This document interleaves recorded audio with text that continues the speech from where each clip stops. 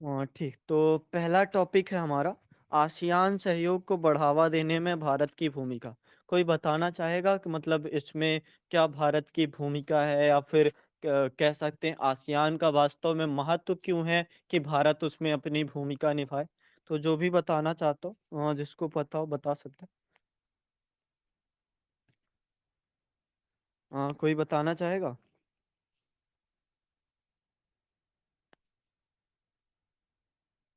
Hello.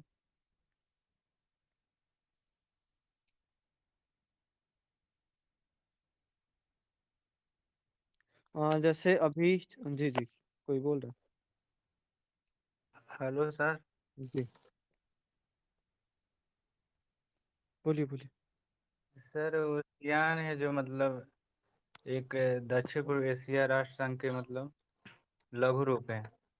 और इसकी मतलब स्थापना 1967 में हुई थी, जो मतलब इसमें इंडोनेशिया, मलेशिया, फिलीपींस, सिंगापुर और थाईलैंड के मतलब बेकोंग में दो हस्ताक्षर के द्वारा हुई थी। और इसका उद्देश्य था मतलब दक्षिण पूर्व एशिया में आर्थिक समृद्धि को बढ़ावा देना और सामाजिक प्रगति और संस्कृति विकास को गति प्रदान करना, और इसके साथ ही शांति और सुरक्षा को बढ़ावा देना था। बढ़िया। और कोई कुछ बताना चाहेगा? जैसे ये अभी हम वर्तमान में खबरों में है ही, तो भले ऐसे में ये टॉपिक नहीं आएगा, पर कह सकते हैं जीएस में ये टॉपिक आने की संभावना है। तो कोई और बताना चाहे अगर आसियान भारत के संबंध या फिर जैसा भी कुछ। मैं बताऊं सर, थोड़ा थोड़ा मेरे को पता है। हम्म। सर जैसे जैसे ये भारत आसियान का चौथा सबसे बड़ा व्यापारी भागीदार है सर। क्योंकि इससे मुक्त मुक्त बाजार में सर पक्षों के बीच मुक्त बाजार समझौता होता है, जिससे निवेश निवेश व्यापार में निवेश बढ़ता है। और सर सुरक्षा क्षेत्र में अभी जैसे कि भाई ने बताया, तो उसमें वो सर शांति और स्थिरता बनाए रखते हैं। और समुद्री में सुरक्षा आतंकवाद अन्य जैसे समस्या का सहयोग किया जाता है। और सर भारत आसियान देश ही कई क्षेत्रों में सदस्य हैं, और इन ये दोनों मिलकर काम क्षेत्र मिलकर काम कर रहे हैं। Okay okay. और जैसे कि भारत आसियान देशों को प्रौद्योगिकी विकास में मदद मिल रहा है सर। ओके। और कोई कुछ बताना चाहेगा? मतलब एक क्वेश्चन के आधार को भी लेके समझ सकते हो कि भारत का योगदान, तो ये हिस्सा तो आप बिल्कुल मत भूलो कि बिना भारत के आसियान जैसी कोई चीज नहीं। मतलब आप अतिशयोक्ति भी कह सकते हो ऐसी चीजें, क्योंकि अगर ऐसा पूछना चाह रहा है, या फिर भारत का एक ऐतिहासिक काल से आसियान के लिए एक महत्वपूर्ण स्थान है, तो वो स्थान इसीलिए बना हुआ है।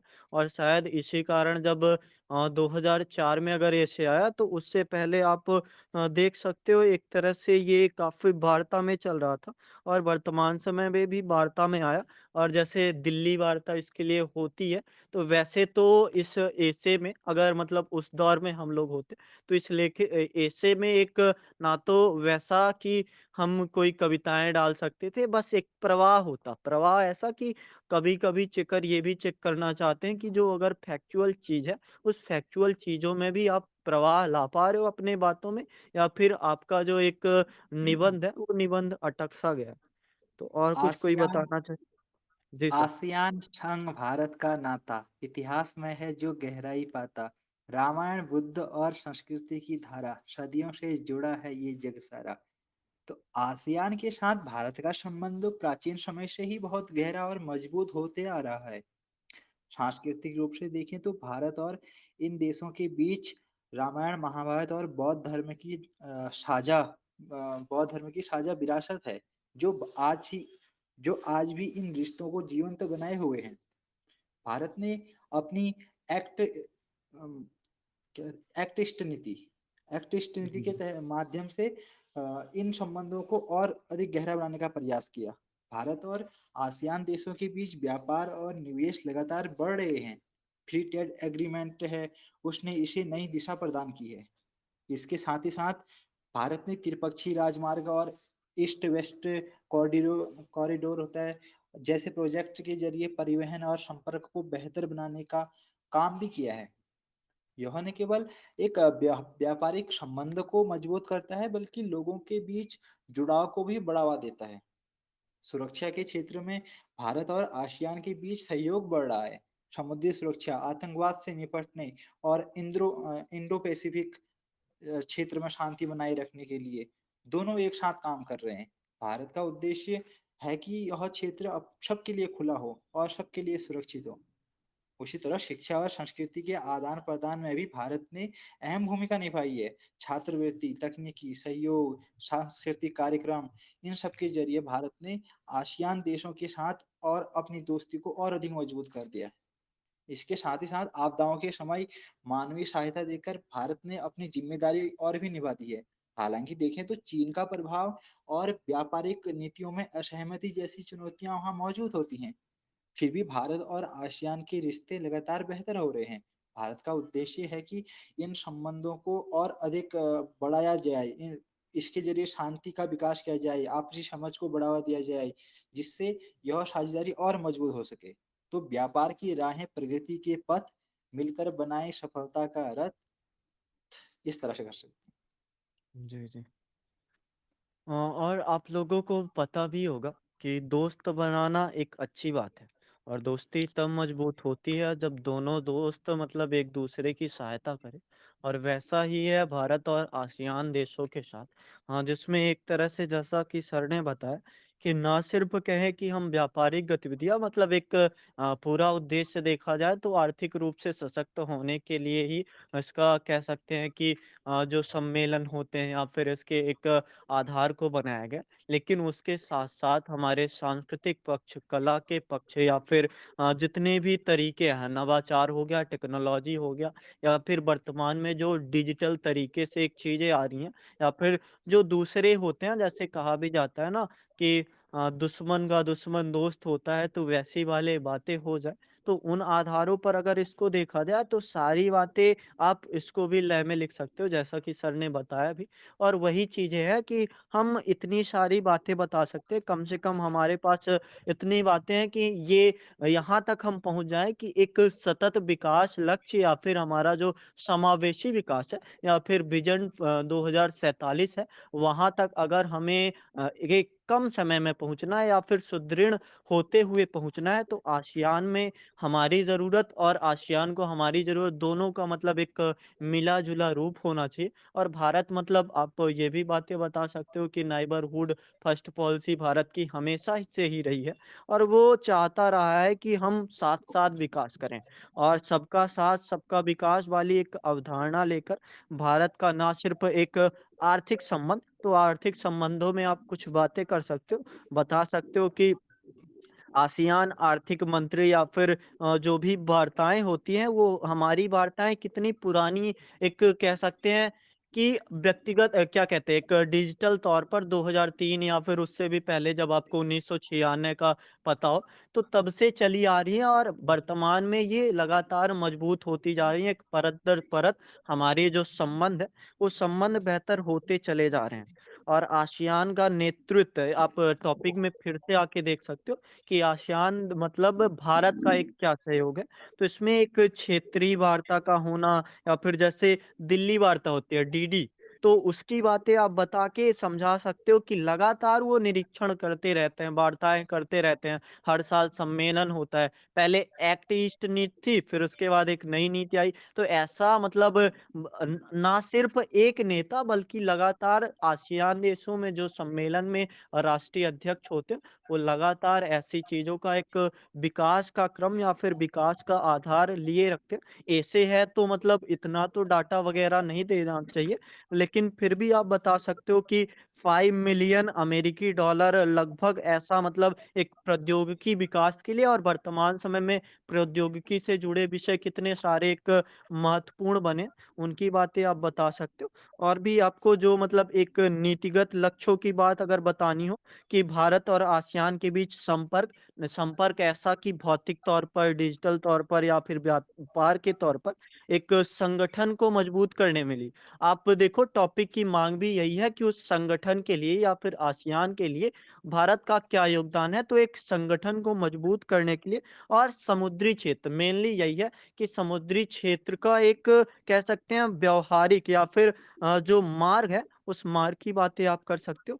जो कलाकार शिविरें लगती हैं या फिर विश्वविद्यालयों का नेटवर्क हो या फिर और भी जितनी बातें आपको याद आएँ, क्योंकि आप लोगों ने ये करंट में अभी चर्चा में है तो इसको पढ़ा ही होगा और 2022 में ये काफ़ी मतलब एक अधिक चर्चा में था, तो उसको भी आप एक आधार लेकर थोड़ा मतलब करंट की बातों को नॉर्मल करके लिख सकते हो। और मुझे लगता है कि इसमें ज़्यादा बातें करने के बजाय हमें थोड़ा ऐसी बातें कर लेनी चाहिए कि कितने पक्ष देखे जा सकते हैं। एक राजनीतिक पक्ष हो गया, आर्थिक पक्ष हो गया, सामाजिक पक्ष हो गया, सांस्कृतिक पक्ष हो गया और इसका मतलब एक कैसे मजबूत करता है भारत, भारत को कैसे ये जो संगठन है मजबूत करता है, कैसे अग्रणी या फिर नेतृत्वकर्ता को कोई अगर नेतृत्व सौंप रहा है, तो वो देश भी अपने आप में एक मजबूत देश ही बनता चला जाएगा। तो उसकी बातें भी आप सोच सकते हो। थोड़ी चुनौतियों की बातें सोचना ज़रूरी ही है इस टॉपिक में मतलब एक तरह से अगर कहीं पे अवसर बनेंगे, तो चुनौतियाँ अपने आप ही दिखती हैं। और उन चुनौतियों की अगर बात कर ली जाए तो आप लोगों को पता है मतलब क्या-क्या चुनौतियाँ हो सकती हैं मतलब आसियान और भारत के एक संबंध के बीच या फिर जो भी लगता है?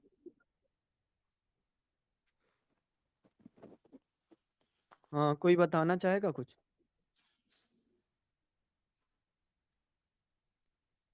सर, इसमें एक चुनौती ये हो सकती है कि जितने भी सदस्य देश हैं, उनके बीच आपसी सहयोग और मतलब सहमति बैठनी चाहिए। किसी मुद्दे पर सभी सदस्यों का एक समान मत होगा, तो इस सहयोग को और भी अ, अधिक मतलब और भी ज़्यादा समय तक इसको रखा जा सकता है।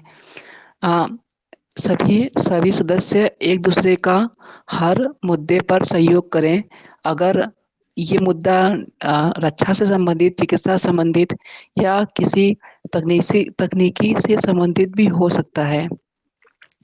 और दूसरा ये भी हो सकता है कि वैश्विक स्तर पर जिस तरीके से विभिन्न देशों का संगठन दूसरे संगठन को प्रभावित कर रहा है, इसको भी सदस्य देशों के बीच ये चाहिए कि वो इन सभी चीज़ों से बच कर रहें। जैसा कि उदाहरण के तौर पर हम चाइना का बढ़ता हुआ वैश्विक स्तर पर विकास देख सकते हैं, जो कि ये कोशिश करता है कि किसी भी तरीके से वो अपने हित को साझा कर सके।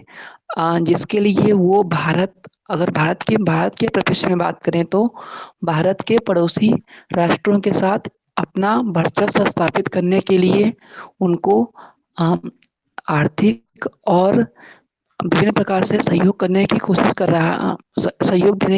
कर रहा है। ये मुद्दे हो सकते हैं सर, इतना ही। ओके। कोई और बताना चाहेगा कुछ इसमें या फिर मतलब मुझे नहीं लगता कि इसको ऐसे के परिप्रेक्ष्य में हमें सोचना चाहिए। बस एक फैक्चुअल आधार पर भी सोचेंगे तो हम परिपक्व अगर होते चले जाएँगे मतलब वैसा तो है कठिन मुझे लगता है कि मैं अगर इसको ऐसे में लिखने जाऊँगा तो बातें अगर कम होंगी तो शायद बातें कम पड़ जाएँ। तो और किसी को कुछ याद आ रहा हो तो बता सकता है? Sir hello.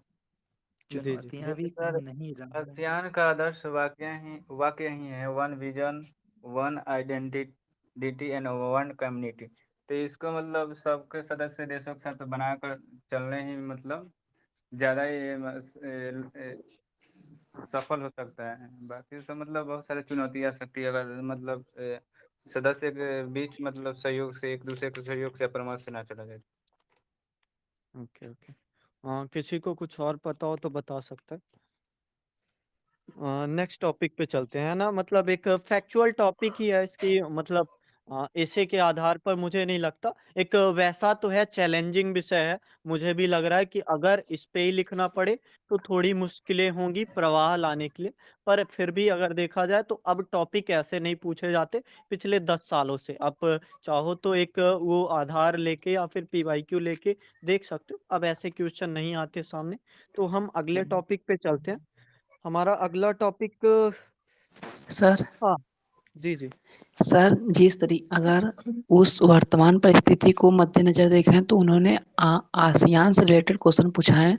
तो इस समय सर COP29 और G20 ये सब भी हो सकते हैं। तो सर इस तरीके से भी एक टॉपिक तो बन ही सकता है ऐसे को लेकर। ये आप देखोगे ना तो ये जलवायु परिवर्तन एक टॉपिक होता है, तो COP29 मुझे लगता है वहीं पे एक अपना स्थान प्राप्त कर लेगा, और उसका भी आधार वही जलवायु परिवर्तन से रिलेट करके कर देना चाहिए, मुझे ऐसा लगता है। क्योंकि ऐसा आप फिर से देखना एक बार, पूरे जितने PYQ हैं उनमें अब ऐसे डायरेक्ट क्वेश्चन नहीं आते, अगर इसमें आएगा भी ना तो एक कह सकते हैं वो आधार पूछेगा जो आधार होना चाहिए। इसमें चीन को भी जोड़ना चाहिए यहाँ पे, इसमें एक कह सकते हैं भारत की एक विकसित या फिर समावेशी विकास के लिए भी बातें की जानी चाहिए, या फिर एक पड़ोसी देश के संदर्भ में, या फिर जो भी आपको लगता है एक सम्मेलन के तौर पर आसियान कहाँ महत्व रखता है। क्वेश्चन आ सकता है, जो बेशक आ सकता है, लेकिन फिर भी यहाँ पे एक कंटेंट के नाम पर चीज काम करेंगी, और कंटेंट अगर हमारे पास अधिक होगा, जैसे GS में आप पढ़ोगे इसको, अभी करंट पे चल ही रहा है, इसके एक महत्ता का बारे में बातें हो ही रही हैं, तो उसको अगर आप बना ले गए चीज़ों को एक उस आधार पर ले जा पाए, जैसे अपने विश्व को परिवार माना, या फिर हमारी जो पॉलिसी है नेबरहुड फर्स्ट पॉलिसी उसकी बातें, या फिर वर्तमान में जो लगातार निरीक्षण होके या फिर सम्मेलन होते रहते हैं तरह तरह के, ना सिर्फ मतलब कहें कि एक व्यापारिक आधार, बल्कि अभी तो शायद इसका आधार जलवायु परिवर्तन पर भी थोड़ा बहुत सोचा जाना आ ही गया है। तो ऐसी बातें यहाँ पे बातों का आयाम अधिक होगा, उसको थोड़ा एडजस्ट करके लिखा जा सकता है, क्योंकि आज थोड़ा टॉपिक हम लोग ज़्यादा करना चाहते हैं, इसलिए अगर आप कहो तो दूसरे टॉपिक पे चलते हैं, इसको ऐसे ही मतलब लिखने की कोशिश करोगे तो ज़्यादा क्लियर समझेगा, क्योंकि मैं मतलब अपना क्लियर बता रहा हूँ कि मुझे ज़्यादा ना तो पॉइंटर पता है इसमें कि क्या क्या फैक्ट हैं, और ना तो उतने फैक्ट मुझे याद नहीं रहते कि कब क्या हुआ था, कैसे हुआ था, तो वो थोड़ी मेरी समस्या। ठीक है सर, नेक्स्ट टॉपिक पे चलते हैं। हाँ, नेक्स्ट पर चलते हैं। न्यायालयीय सक्रियता और भारत का लोकतंत्र, शायद 1997 या 98 में देखना एक क्वेश्चन था कि न्यायालयीय सक्रियता, ऐसा ही था, मतलब यही सेम क्वेश्चन, और आप देखोगे 2 बार या फिर इससे पहले ही 2 बार हमने कर लिया है कि एक मीडिया के लिए लोकतंत्र, शायद 2002 की बात है, मीडिया का लोकतंत्र में क्या प्रभाव पड़ता है, निहितार्थ, और दूसरा टॉपिक शायद कल ही था जो पूछ रहा था कि लोकतंत्र में लोकतंत्र का उत्तरदायित्व कहाँ तक मतलब एक पूरा प्राप्त कर पाया है भारत। तो आप समझ सकते हो एक अगले स्तर पर हम आ चुके हैं कि न्यायालयीय सक्रियता और भारत का लोकतंत्र। तो इसमें कोई अगर बताना चाहता है तो बता सकता है।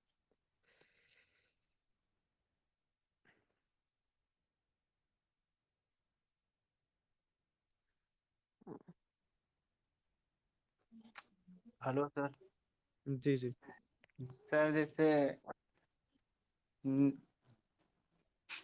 टॉपिक है न्यायिक सक्रियता, तो मतलब न्यायिक सक्रियता से आता है जैसे न्यायपालिका द्वारा विधायिका और कार्यपालिका को मतलब संवैधानिक प्रावधानों के द्वारा उसको मतलब कार्य करने के लिए बाध्य किया जाता है कि हाँ जो संविधान और प्रावधान है उसी के अनुरूप कार्य करे, जिससे मतलब लोकतंत्र भी प्रभावित ना हो। तो ऐसे थोड़ा कोई और बताना चाहता है?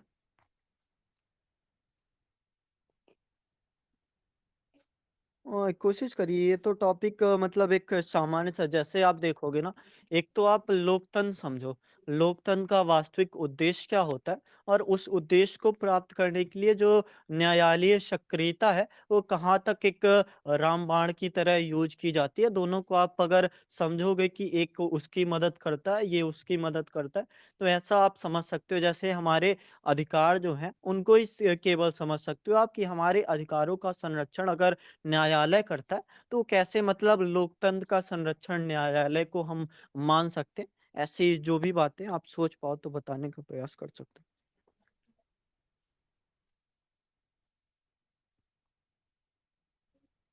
अच्छा, इसका इंट्रो क्या होने वाला है, कोई बताए जरा, इंट्रो क्या हो सकता है इसका?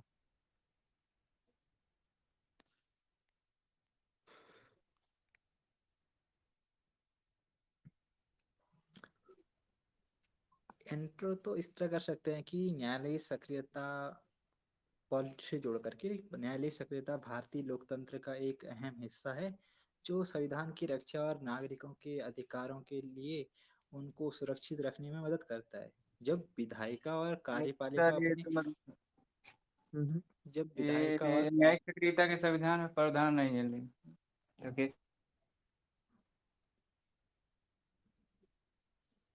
सर नहीं, मैं बोलूँ इंट्रो क्या? की बात हो रही है।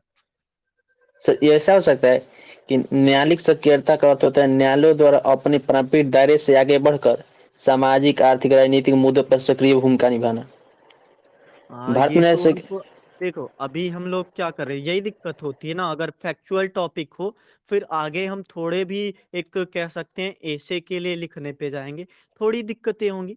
जैसे अगर मुझे समझ आ रहा है ना, तो ये समझ आ रहा है कि जहाँ पे राजतंत्र था वहां पे मत्स्य न्याय जैसी स्थितियां थी, तो मत्स्य न्याय के सिद्धांत को थोड़ा एक कह सकते हैं आलोचना करते हुए फिर हम जो एक न्याय वाली व्यवस्था है उसकी बात करेंगे, चाहे मतलब इतिहास के परिप्रेक्ष्य में लेके किया जाए कि न्याय जो होता है सबसे जरूरी होता है, और लोकतंत्र का सबसे मतलब एक जरूरी हिस्सा जो है वो न्यायालयीय तंत्र ही है, जिसके कारण लोकतंत्र। तो आप इसको इतिहास से भी जोड़ो, मतलब इंट्रो की बातें अगर हो रही तो थोड़ा कैसे कर सकते हो, जैसे सर अभी बता रहे थे। जी सर बोलिए।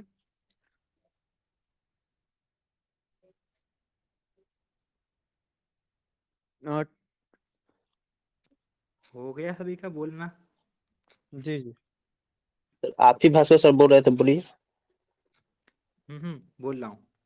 तो मैं कह रहा था कि ये जब कार्यपालिका जब विधायिका और कार्यपालिका अपने कर्तव्यों से चूक जाती है न्यायालय न्यायालय संविधान की भावनाओं को बनाए रखने के लिए उसमें हस्तक्षेप करता है। जनहित याचिकाओं के माध्यम से गरीब और वंचित तबके के लिए न्याय सुनिश्चित करना इसका उद्देश्य हमेशा रहा है। ऐतिहासिक मामलों में देखें, जैसे केशवानंद भारती और मेनका गांधी ने न्यायालयी सक्रियता को मजबूत किया था, जिससे समाज में समानता, पर्यावरण संरक्षण और मौलिक अधिकारों की रक्षा सुनिश्चित हुई थी।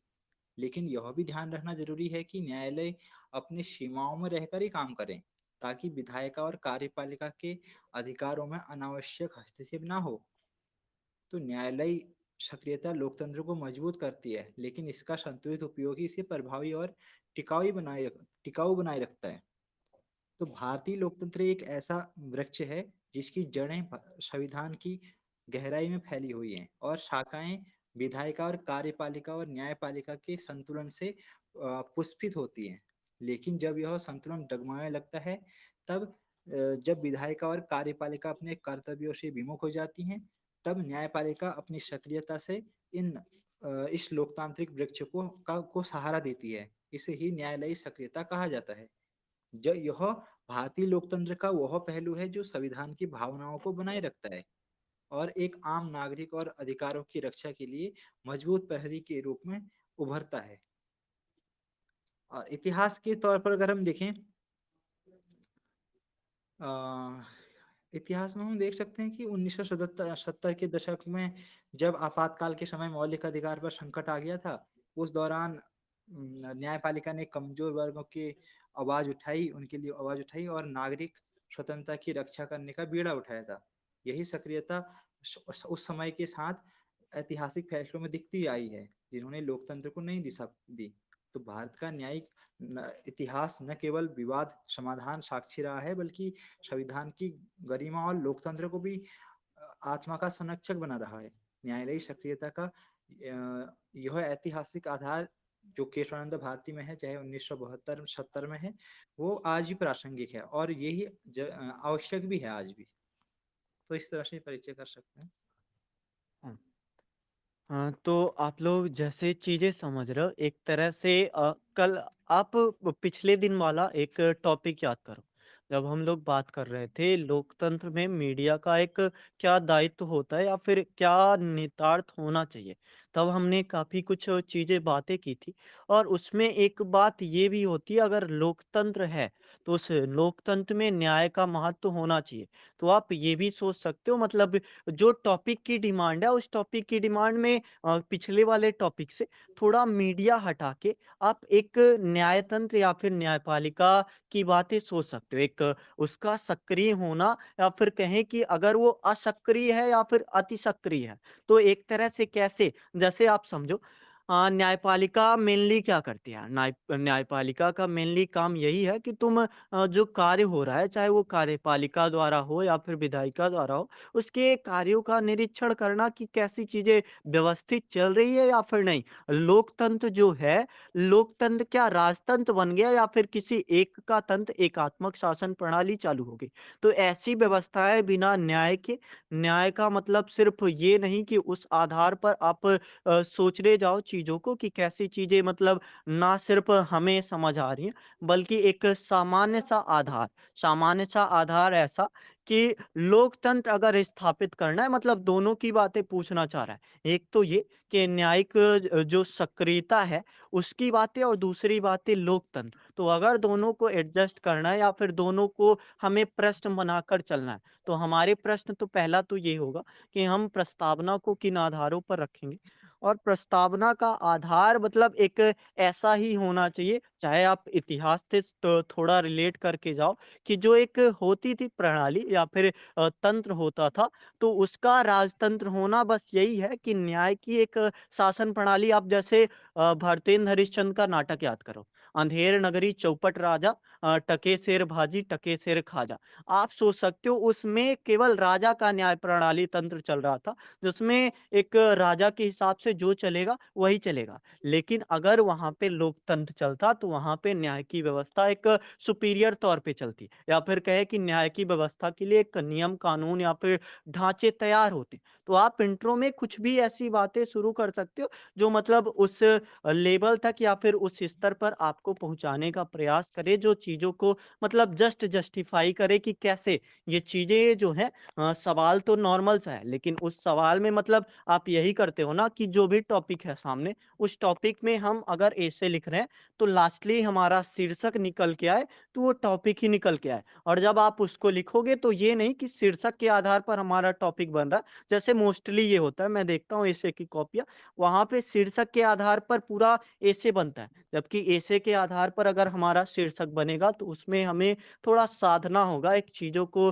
फिट करना होगा कि कहाँ एक व्यवस्थित क्रम हो सकता है, कहाँ कैसे चीज़ें लाई जा सकती हैं। तो प्रस्तावना में किन-किन जैसे सर ने बताया, उन चीज़ों को या फिर आप जो सोच पा रहे हो, एक सामान्य सा अपना एक व्यक्तिगत उदाहरण भी दे सकते हो जो चीज़ों को जस्टिफ़ाई करता हुआ है कि हाँ, जो बातें हो रही हैं, वो टॉपिक से इतर नहीं गई हैं या फिर जो टॉपिक चल रहा है, उस पे ही आई हैं। तो इस पे आप थोड़े सवाल और बताओ कि इस पे क्या-क्या सवाल हो सकते हैं?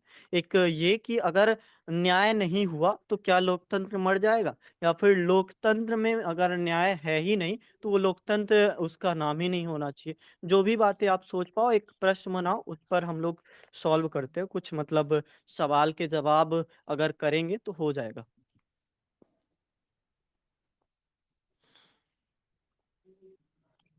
जी, जी। कौन बोल रहा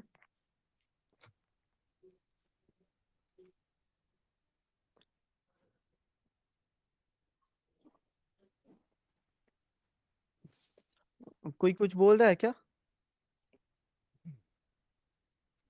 देखो पॉलिटी का सब्जेक्ट है, बिल्कुल ईज़ी सा सब्जेक्ट है, जिसमें आपको लोकतंत्र और मैं टॉपिक एक बार फिर से पढ़ देता हूँ अगर आप लोगों ने नहीं देखा तो।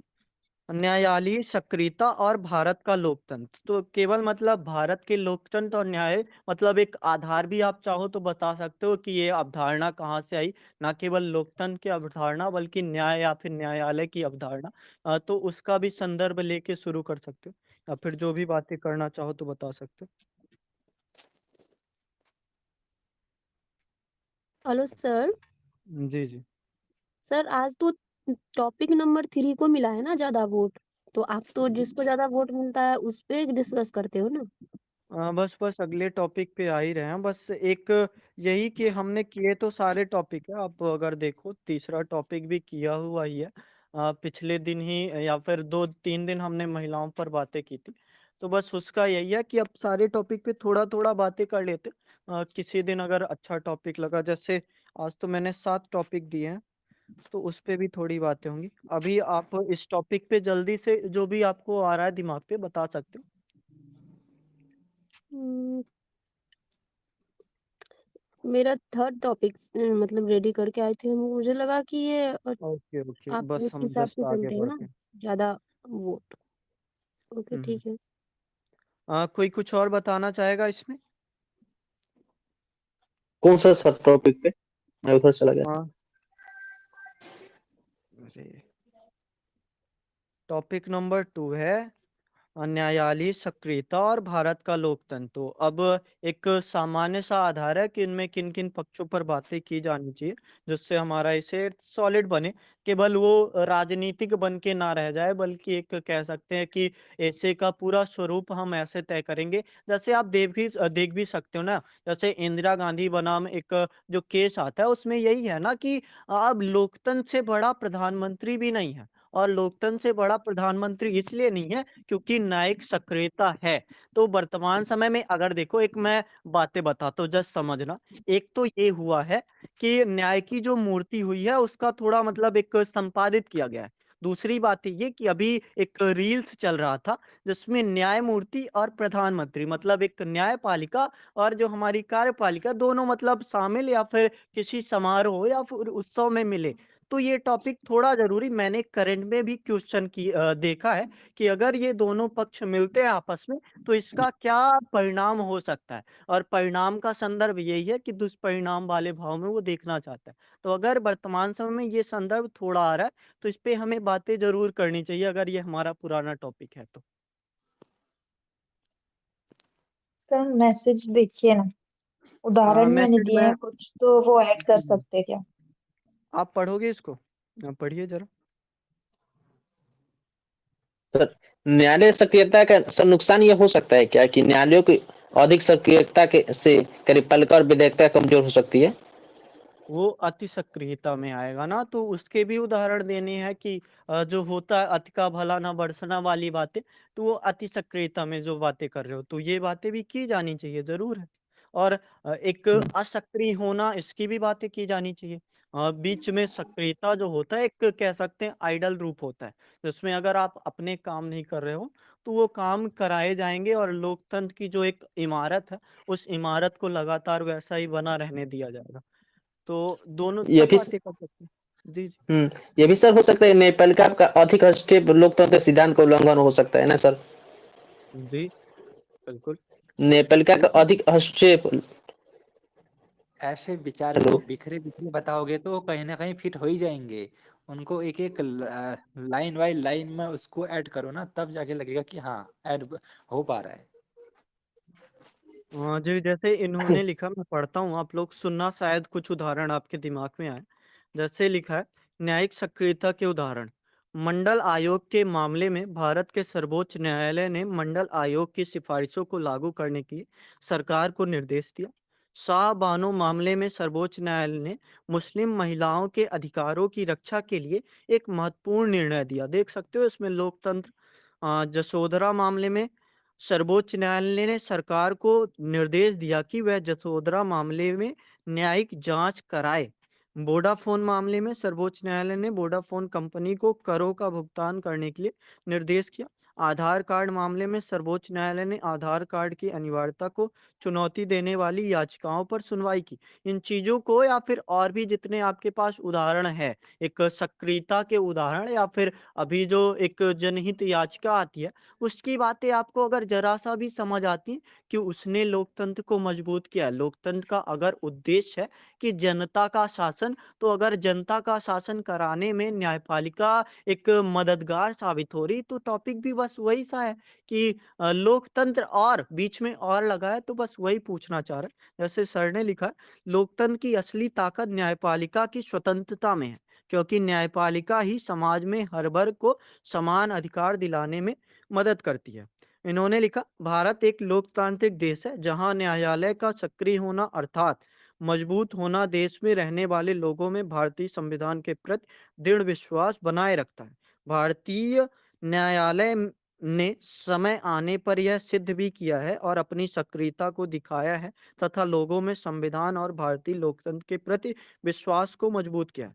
अब आप एक चीज इसमें और भी सोच सकते हो, जब इसका सकारात्मक प्रभाव जब सक्रिय होने पर पड़ता है, तो असक्रिय होने पर या फिर अति सक्रिय होने पर जैसा लोकतंत्र अभी मजबूत हो रहा था, जैसा आपने अभी बताया भी, वैसा ही लोकतंत्र कमजोर भी पड़ सकता है, तो इसकी भी बातें जरूर की जानी चाहिए। और कुछ अगर आप लोग बताना चाहो तो मैं बस इसीलिए आज एक स्ट्रक्चर नहीं बना के आया कि आप लोग सवाल सोच पा रहे हो या फिर एक संदर्भ सोच पा रहे हो कि किन किन आधारों पर बातें की जानी चाहिए।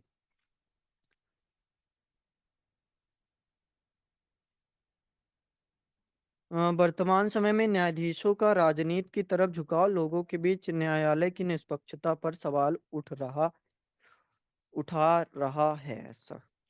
और कोई बताना चाहे कुछ?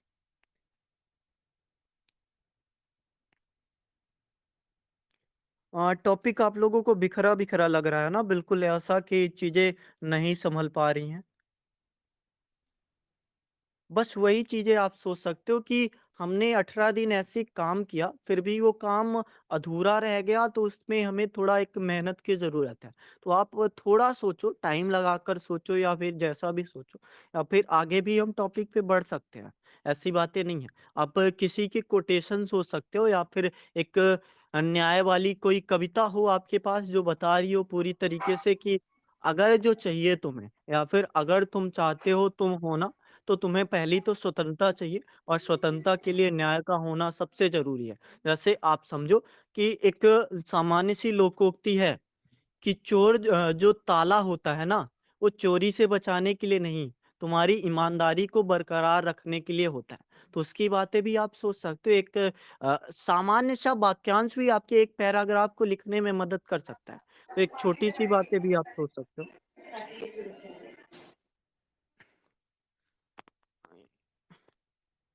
परमिशन नॉट अलाउड है क्या?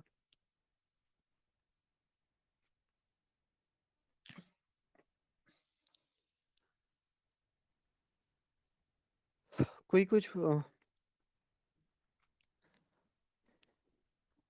पढ़िए इसको ज़रा, क्या लिखा है आपने? हाँ, बढ़िया। बुलडोज़र मामले ने दिखाया है कि अगर आप बुलडोज़र चला रहे हो तो ये आपकी कायरता है। ऐसा ही कुछ मतलब एक आधार है। बढ़िया, ये पॉइंट अच्छा है। और कुछ? जैसे इन्होंने लिखा, न्याय की देवी आंखें बंद किए बैठी है, सत्य और असत्य के बीच खड़ी है, उसकी तलवार सत्य की रक्षा के लिए तैयार है, परंतु उसकी आंखें बंद क्यों हैं? क्या वह सत्य को नहीं देख सकती? क्या वह असत्य को नहीं पहचान सकती? क्या वह न्याय की धारा को नहीं बहा सकती? क्या वह सत्य और न्याय की रक्षा के लिए नहीं खड़ी हो सकती? न्याय की देवी की आंखें अब खुल गई हैं। सत्य और असत्य के बीच में खड़ी हुई उसकी तलवार सत्य की रक्षा के लिए तैयार है और अब वह न्याय की धारा को बहा रही है। बढ़िया, ये पॉइंट आ भी सकता है कि पहले जो न्याय की देवी की थी आंखें बंद थी, अब आंखें खुल गई हैं। तो क्या ये एक तार्किकता है कि आपने आज़ादी के 75 साल बादें आंखें खोली या फिर 75 साल बादें आपको पता चला कि आंखें बंद होने से क्या दिक्कतें हो सकती है? तो एक सवाल तो ये भी हो सकता है। तो ये बढ़िया है, मतलब एक तरह से इसको मैंने पिन भी कर दिया कि आप नॉर्मल सा अपने आधार पर भी ऐसी सवाल या फिर कविताएँ करोगे तो करीब पहुँचोगे। जो बातें हैं ना, वो बातें करीब आएँगी। आपका माइक ओपन नहीं हो रहा क्यों? यहाँ तो अलाउड है।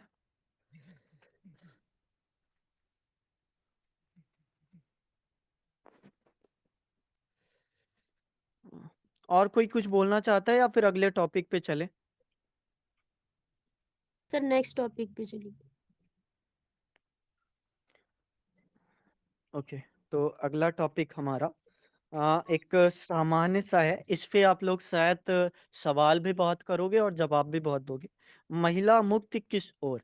और किस ओर का सवाल आप 20 साल आगे आ जाओ, 2025 में ये पूछा जा रहा है। महिला मुक्ति किस ओर? तो इसमें क्या-क्या एक आप बना सकते हो, बताइए ज़रा?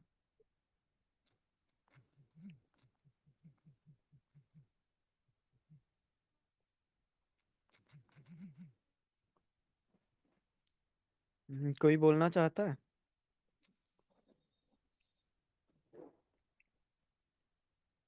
ये तो टॉपिक सामान्य सा है, मतलब सामान्य सा इसलिए क्योंकि इस पे आपने काम किया है, आपके पास उदाहरण बहुत से हैं, कहानियां बहुत सी हैं, एक व्यक्तिगत उदाहरण भी होते हैं, वो भी बहुत से होंगे। तो कोई बताए महिला मुक्ति किस ओर? क्या वास्तव में ये एक सही राह की ओर है, या फिर इसकी जो राहें हैं फिर से एक जो दुष्चक्र होता है फिर से घूमकर वहीं पहुंचने वाली है, या फिर उससे भी बुरी स्थिति होने वाली है? सवाल तो आप कई कर सकते हैं।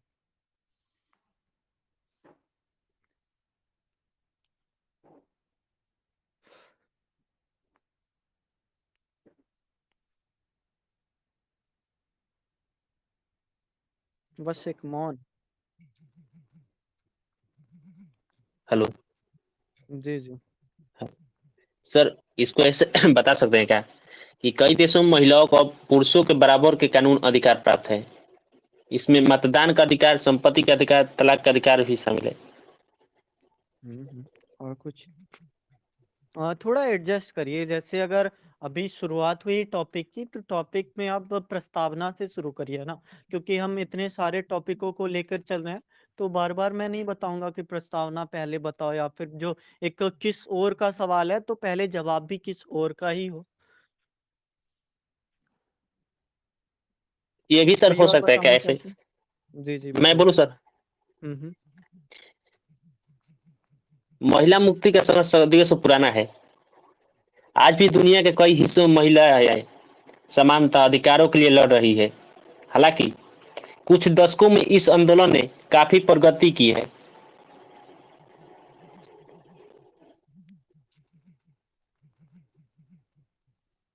आगे।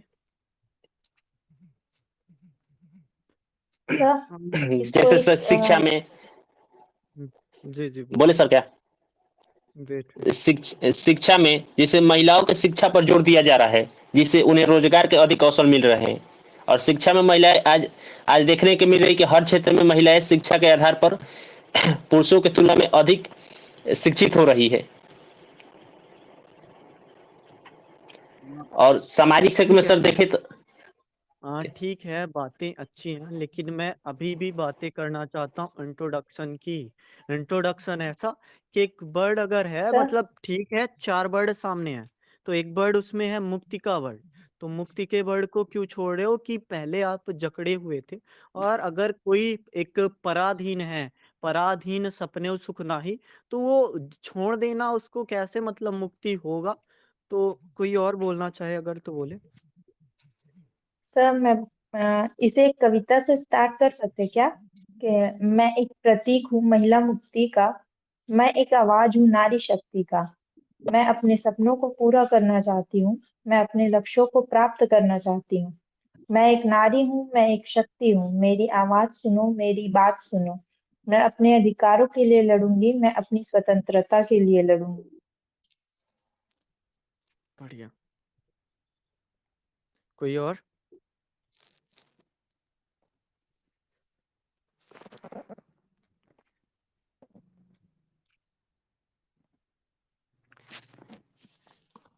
कोई और बोले।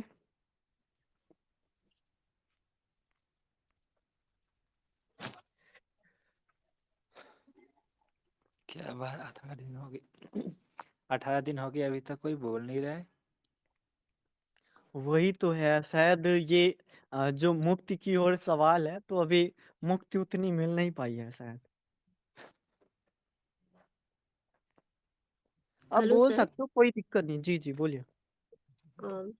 यहाँ पे ना सबसे पहले चीज ये जो सर एक क्या बोल रहे हैं यहाँ पे, जो ऐसे बता रहे हैं कि कोट्स के साथ या फिर ऐसे करके, तो वो एक्चुअली हम अभी लिख नहीं रहे हैं ऐसे, क्योंकि मेरा इस बार अटेम्प्ट नहीं है। तो हम इस तरह से तो नहीं बोलेंगे, लेकिन हमको जैसा पॉइंट आ रहा है उस तरह से बोल सकते हैं क्या? आप शुरू करिए, कैसे बताना क्योंकि चाहते मतलब ऐसा हो सकता है कि हम बोले तो थोड़ा सा आगे पीछे पॉइंट हो जाए, कभी वर्तमान का आ जाए तो। क्योंकि एक दिन हम बोल रहे थे तो एक सर बोल रहे थे कि जो ये मतलब उल्टा पुल्टा बोल रही है, ऐसा। तो इसलिए हम आप पहले पूछ थोड़ा रहे एक हैं। आधार बना के चलना कि अगर शुरुआत होगी तो शुरुआत कैसी होगी, बाकी आगे बढ़ जाओ तो कोई दिक्कत वैसे नहीं है।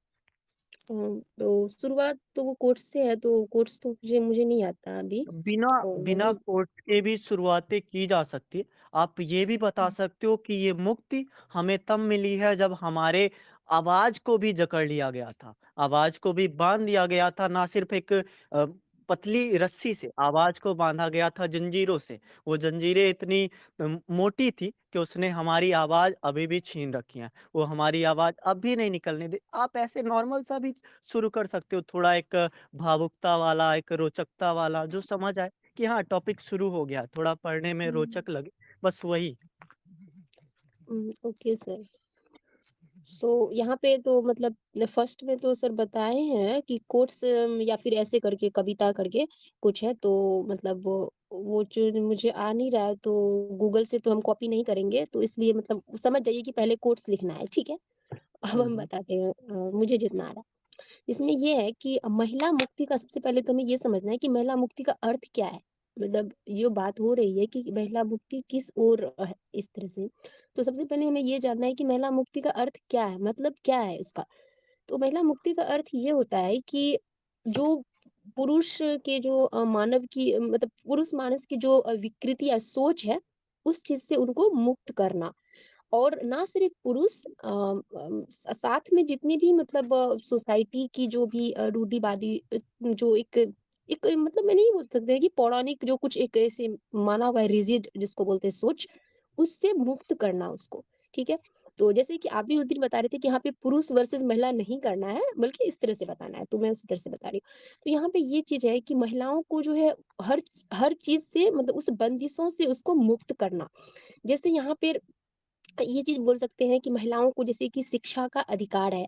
तो यहाँ पे जैसे घर में बोला जाता है कि महिलाएँ जो हैं मतलब जो बच्चियाँ हैं वो अभी जैसे नहीं पढ़ेंगी, उतनी नहीं पढ़ेंगी, क्योंकि उसको तो शादी करके कल को दूसरे की वाइफ़ बनना है, उसका तो पैसा मेरे घर आएगा नहीं, उस पे खर्च क्यों करना है? तो ये एक तरह का एक रूढ़िवादी सोच है। तो इस चीज़ से उस बच्ची का, उस लड़की का और उस जो कल को महिला बनेगी, उस चीज़ से उसको मुक्त करना, ठीक है? और फिर उसके अंदर वो एक आत्मविश्वास जागृत करना, महिलाओं के को जो एक आत्मविश्वास नहीं आ रहा है अपने मतलब खुद में कि हाँ मतलब मैं कर सकती हूँ, चाहे वो कुछ भी हो आज महिलाएँ जितनी भी चीज़ें अगर 1% ही महिलाएँ कर पा रही है कि एरोप्लेन उड़ाना हुआ, कुछ भी हुआ, लेकिन समाज में बाकी महिलाओं में वो चीज़ें नहीं आ रही हैं, अंदर से वो कॉन्फिडेंस ही नहीं आ रहा है कि मुझे ये चीज़ें करना है। तो उस जो वो उसका इनसिक्योरिटी बोल सकते हैं या कुछ ऐसा कि उस चीज़ से उसको मुक्त करना। यानी उसके अंदर वो कॉन्फिडेंस लाना कि मतलब तुम कर सकती हो, चाहे समाज में या गाँव के कितनी भी गरीब फैमिली से तुम बिलॉन्ग कर रही हो, तुम वो चीज़ें कर सकती हो। तो उस सोच से उसको मुक्त करना और उसके अंदर कॉन्फिडेंस लाना। उसके बाद है कि रूढ़िवादी जो नियम होता है, जिसको बोलते हैं पितृसत्तात्मक सोच, उस चीज़ से उसको मुक्ति दिलाना। यानी कि महिलाएँ कहीं न कहीं अपने आप को एडजस्ट कर लेती है, अपने आप को कॉम्प्रोमाइज़ करती है। अभी भी जैसे हम मेरी मम्मी मुझे सिखाती है कि तुमको कल को दूसरे घर जाना है, तुम्हें ऐसे बर्ताव करना है, ऐसे करना है, ऐसे करना है। मतलब क्यों? मतलब मैं मुझे इतना ज़्यादा सिखाया जाता है कि तुम ऐसे करोगी, ऐसी रहोगी, अगर तुम्हारी सास कुछ बोलेगी तो वो सही बोले या झूठ मतलब ऐसे बोले तुमको चुप रहना है, मतलब तब तुम्हारा फैमिली बचा रहेगा। इस तरह से मुझे अभी से ट्रेंड किया जाता है, मतलब अभी से ट्रेनिंग दी जाती है कि तुमको अगर अपना फैमिली बचा कर रखना है, तो तुमको उस चीज़ को कॉम्प्रोमाइज़ अभी से सीखना होगा। लेकिन जब मैं अभी एजुकेट हो रही हूँ, तो मैं इस चीज़ को समझ पा रही हूँ कि ये चीज़ को मुझे नहीं चलो ठीक है, मैं सुन ली, उसको दूसरा कान से निकालो। अभी मैं इस चीज़ को समझ पा रही हूँ। लेकिन महिलाएँ क्या है ना कि जो मतलब जो शिक्षित नहीं है, जिसके अंदर अवेयरनेस नहीं है, वो उस चीज़ को एक्सेप्ट कर रही है। कहीं न कहीं खुद को ही कॉम्प्रोमाइज़ कर देती है कि अरे ठीक है, मेरे पापा जो कह रहे हैं वो सही है, मम्मी जो कह रही है वो सही है, समाज जो कह रहा है वो सही है। तो उस चीज़ से उसको मुक्ति दिलाना। महिलाओं को उस सोच से मुक्ति दिलाना कि ठीक है, तुम्हारे पापा जो कह रहे हैं हो सकता है उसके पॉइंट ऑफ व्यू से सही हो वो बात। लेकिन तुम्हें वही चीज़ें जो कि मतलब थोड़ा तर्क करना होगा कि हाँ, कितना तुम्हारे लिए सही है और कितना गलत है। अगर पापा कह रहे हैं कि रात में बाहर नहीं जाओ, तो तुम्हें सोचना है कि ठीक है, अगर पापा बोल रहे हैं कि रात में बाहर नहीं जाओ तो ठीक है, नहीं जाऊँगी, लेकिन अगर जाना है तो मैं एक सुरक्षा के साथ थोड़ा-सा मतलब तर्क कर कर के मतलब वो चीज़ें करना है। तो पितृसत्तात्मक जो एक सोच है, उस चीज़ से मुक्ति दिलाना ही मतलब महिला मुक्ति है, ठीक है? उसके बाद होता है कि महिला और पुरुष को एक-दूसरे का पूरक समझना, ना कि उसको मतलब क्या बोल सकते हैं उसको, मतलब एक-दूसरे से अलग कर देना, अलग नहीं करना है। मतलब एक-दूसरे को पूरक समझना है। तो इस चीज़ को जो है ये सब हो गया, मतलब महिला मुक्ति का एक मतलब अर्थ ये कह सकते हो या फिर कुछ भी। उसके बाद आते हैं कि वर्तमान में क्या चीज़ें हो रही हैं। तो यस, यहाँ वर्तमान में ये चीज़ें जो हो रही हैं, हाँ, जहाँ पर कि शायद लड़कियाँ एजुकेट हो चुकी हैं, जिनको थोड़ा-सा अवेयरनेस आ चुका है अपने मन में, शायद वहाँ पर चीज़ें थोड़ी-सी कम हुई हैं।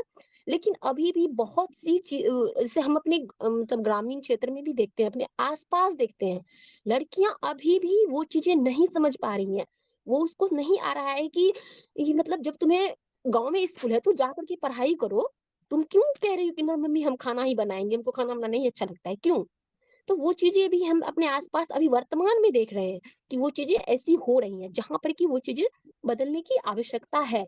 और ये चीज़ें हम कैसे बदलेंगे? अब सॉल्यूशन पर भी बात करते हैं। सॉल्यूशन पे बात ये चीज़ होता है कि अगर हम किसी भी सॉल्यूशन को, किसी भी प्रॉब्लम को अगर हमें हमें सॉल्यूशन उसका देना है, तो कहीं न कहीं उसके 3-4 मोस्ट इम्पोर्टेंट पिलर होता है कि गवर्नमेंट। उस चीज़ के ऊपर गवर्नमेंट को काम करने की आवश्यकता होती है कि ठीक है, ये समाज की जो है ये चल रहा है, उसके ऊपर काम करना। फिर हम जैसे एक ईमानदार ऑफिसर्स हो गए, जैसे न्यायपालिका की ही बात कर रहे हैं, जितनी भी चीज़ें आता है सिविल सर्विस के अंदर में, उनकी भी ज़िम्मेदारी होती है कि वो इन प्रॉब्लम पर जो है उसको निकालें। सेकंड में मोस्ट इम्पोर्टेंट आता है सोसाइटी का किरदार, कि सोसाइटी उस चीज़ को कैसे देखे। तो सोसाइटी तो पौराणिक विचारधारा को एक्सेप्ट की हुई है, तो वहाँ पर हमें काम करने के लिए एज़ अ सॉल्यूशन, वहाँ पर हमें काम करने के लिए ये करना होगा कि अवेयरनेस लाना होगा। उन्हें बताना होगा कि तुम्हें कोई हक नहीं है किसी की बच्ची को जो बोल करके कि छोटे कपड़े पहन रही है, ये कर रही है, वो कर रही है, कोई हक नहीं है। तुम्हें तुम्हें अपने बच्चे को पढ़ाने की आवश्यकता है, रेदर देन आप तुम दूसरे को क्रिटिसाइज कर रहे हो। ये अवेयरनेस उसके अंदर लाना ज़रूरी है। माँ-बाप को भी, फैमिली का भी किरदार आता है कि फैमिली में चाहे वो हस्बैंड हो, अपनी वाइफ को सपोर्ट करे। अगर उसकी वाइफ नहीं पढ़ सकी है, किसी कारण से नहीं पढ़ पाई, तो उनको ये चीज़ मतलब करना चाहिए कि ठीक है, अगर तुम पढ़ना चाहती हो, तो तुम पढ़ो। ऑनलाइन सब कुछ अवेलेबल है, तो तुम ऑनलाइन पढ़ सकती हो।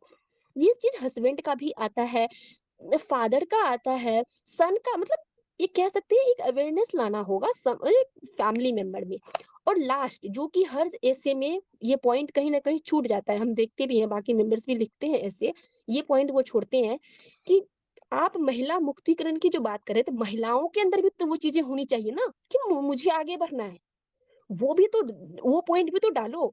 आप सारे पॉइंट तो डालते हो, ठीक है, लेकिन ये पॉइंट एक एक लाइन एटलीस्ट ये भी डालो कि ठीक है, अगर तुम्हारे सामने खाना आएगा, तो वो चाह भी तुम्हारे अंदर होनी चाहिए कि मुझे ये चीज़ें करना है।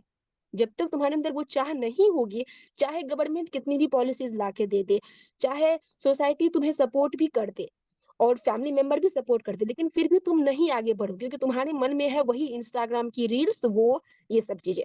ठीक है? तो कहीं न कहीं ये चीज़ें कोर्स में डालना आवश्यकता है कि सबको सपोर्ट करना है, गवर्नमेंट को भी सपोर्ट करना है, ऑफिसर्स को भी जागरूक होना है इस प्रॉब्लम के ऊपर, और सोसाइटी में भी अवेयरनेस लाना है, फैमिली मेंबर को एक-दूसरे सपोर्ट करना है, हस्बैंड हो, फादर हो, मदर हो, सबको सपोर्ट करना है अपनी बच्ची को। और लास्ट में वो स्वयं जिसके बारे में बात हो रही है, जिस महिलाओं के बारे में बात हो रही है, महिलाएँ भी जागृत हो। वो भी अपने अपने हक के लिए लड़े, वो भी बोले कि नहीं मुझे पढ़ना है और मैं पढ़ूँगी। इसके बहुत सारे एग्ज़ाम्पल इतिहास में भी है कि कुछ ऐसी महिलाएँ हैं जिसको कि पढ़ने नहीं दिया गया था। बुक्स छीन लिए जाते थे उससे, मुझे उसका नाम नहीं याद आ रहा, तो लेकिन फिर भी वो पढ़ी। तो वो चीज़ें हैं कि ठीक है, तुम्हें रोका जाएगा लेकिन फिर भी तुमको आगे बढ़ना है। तो ये चीज़ कहीं न कहीं एक लाइन ऐसे में ये भी डालना ज़रूरी है कि जिस जिस प्रॉब्लम पर हम बात करते हैं, जिसके लिए बात करते हैं, वो भी आ गया है। चाहे वो ट्रांसजेंडर हो, एलजीबीटीक्यू प्लस हो या कोई भी हो, उसको भी अपने हक के लिए आगे आना है। अगर वो आवाज़ अपने लिए उठाएगा, फिर गवर्नमेंट भी उसका सपोर्ट करेगी, फिर सोसाइटी में भी अवेयरनेस लाएगा और फिर ऑफिसर्स भी या जो भी जिसके भी किरदार होंगे वो अपने-अपने निभाएँगे किरदार।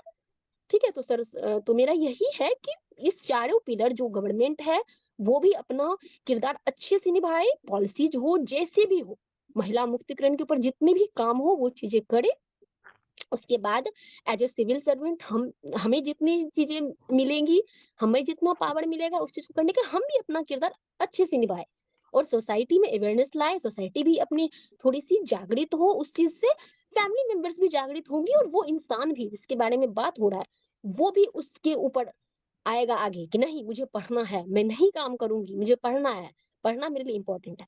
तो ये चीजें होगी तब जा करके कहीं महिला मुक्तिकरण के जो है एक एक प्रॉपर सॉल्यूशन पर मतलब सॉल्यूशन हो पाएगा इस चीज के ऊपर। तो सर मुझे इतना ही आ रहा था। बढ़िया। और कोई? पूरा निबंध तैयार हो गया, अब क्या? मुझे तो एक रुंधी हुई आवाज भी आ रही थी, शायद आंसू निकल गए। हाँ ठीक है, और वो कोई कुछ बताना चाह रहा है? वाह, आपने कविता लिख दी एक। ये उंगली जिसने बोलने से रोका, ये रास्ते जिसने तुम्हें चलने से रोका, ये घर समाज नाते रूढ़ियां बंधन, अरे सब कुछ जिसने तुम्हें रोका, तो ये समाज तुम्हारी उड़ान देखने की योग्य नहीं। मुक्ति का मार्ग मिला हो या ना मिला हो, पर अगर हम खोजने गए तो एक दिन पहुंचेंगे जरूर। साथ चलेंगे साथ बढ़ेंगे, अगर चले 4 कदम भी तो रुक के नहीं चलना चाहेंगे। मार्ग कठिन है ही नहीं, अगर तुम रुको ना, किसी के आगे झुको ना। मौका है तो अब बढ़ जाएंगे, अगर फिर से तुम सवाल ना करो। खैर छोड़ो, करोगे ही, पर अब बढ़ना छोड़ेंगे नहीं। तो और कोई कुछ बोलना चाहे यार, बोल के करो यार। अगर क्वेश्चन है मुक्त किशोर तो बोल नहीं पा रहे हो तो अभी भी समझ लो मुक्ति है ही नहीं, बिल्कुल नहीं है। मैं तो नहीं मानूंगा। अगर आप पढ़ने की बातें या फिर जो भी बातें नहीं बोल पा रहे हो तो समझो कि बस आपको एक कलम दे दी गई है कि अब वही कलम आपके विचारों की कठपुतली है। यार बोलो, जो भी है आपके मन में, जो भी बोलना चाहते हो, जो भी बोल सकते हो बोल दो। और टॉपिक बस यही है, 3 ही टॉपिक करते, अभी जिसको जो भी विचार रखने हैं बोलो आप। सर मैं इनका तो उस तरह अलाउ नहीं। क्यों नहीं हो पा रहा है, पता नहीं क्या सिस्टम है। जी जी, जैसे भी बोल पा रहे हो बोलो, क्योंकि महिला मुक्त किशोर में सबसे बड़ा, अगर वैसा प्रत्यक्ष तौर पर हाथ देखा जाए ना, तो भले ये बातें हैं कि महिलाओं को ही आगे बढ़ना होगा, लेकिन वो पुरुष वर्ग ही हैं जो इनके आगे एक बैरियर लगाते हैं। तो उस बैरियर को हटाना है तो हमें भी बोलना होगा कि कैसे हटाएंगे वो बैरियर। एक चीज होती है ना कि हमें अपनी गलती पता होती है, पर सुधार करने के लिए हमारा डर डर होता है, उस डर को ही आज निकाल दो।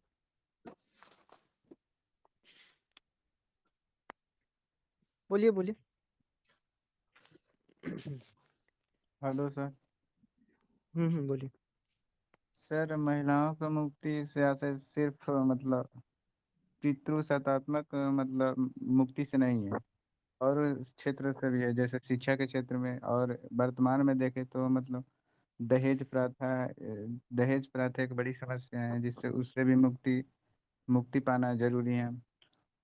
और और मतलब ये जैसे आज भी कुछ कुछ मतलब पर्दा प्रथा कहीं कहीं कुछ मतलब घर से नहीं निकालना दिया जाता है महिलाओं को, तो उन सब को भी मतलब उन सब से भी मुक्ति लेना भी जरूरी है। बढ़िया। और उस रास्ते में एक सवाल ये भी है ना किशोर, तो उस रास्ते में अभी हम कहाँ तक पहुँचे? क्या वो उस रास्ते में आधा है, या फिर आधे से पहले भी है, या फिर हम पहुँच के बार बार लौट रहे हैं, ऐसा हो रहा है क्या?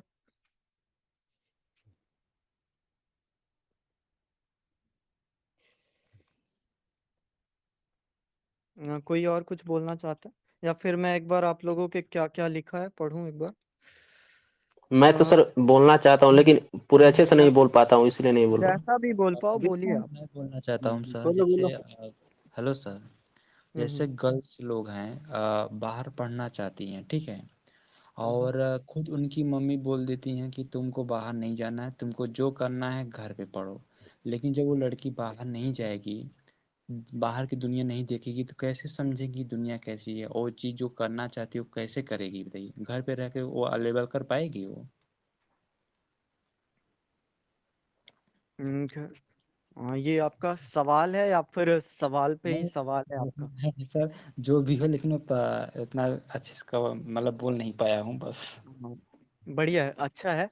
और जरूरी यही है ना कि मुक्ति की ओर, अगर आपने मुक्ति दी है एक दहेज प्रथा से, आप कह रहे हो कि हमने नियम बनाया, प्रतिबंध बनाया, पर वो प्रतिबंध अगर किसी काम के नहीं, उनका क्रियान्वयन हो ही नहीं रहा है, तो बस वो ऊपरी बातें ही ना, कि बाहर से तो दूध के ऊपर अच्छी मलाई लगी है, लेकिन अंदर से देखो तो दूध फटा हुआ। ऐसे मतलब जो भी आपको समझ आ रहा है, एक खोखले मृग मरीज का आप लोगों को पता ही होगा कि देखने में कुछ और अगर वहां पे पास जाओ तो कुछ और। तो वैसी ही बातें हैं कि मुक्ति के मार्ग पर हम शायद मृग मरीचिका में प्रवेश कर चुके हैं, जहाँ पे एक गिरगिट वाला रूप कि उनको भी पता है तुम क्या कर रहे हो, हमको भी पता है क्या कर रहे हैं, और एक शोषण का तरीका या फिर मुक्ति का तरीका ऐसा हो गया कि हमने मानसिकता, जैसे अभी किसी ने लिखा भी था, पहले माइंडसेट को बदलना होगा। तो वो हमारी जो मानसिकता है, नारी तुम केवल श्रद्धा हो, तो श्रद्धा नहीं हो, केवल अगर नारी श्रद्धा ही हो, तो उस श्रद्धा वाले भाव में उसका मुक्ति आपने दी कैसे?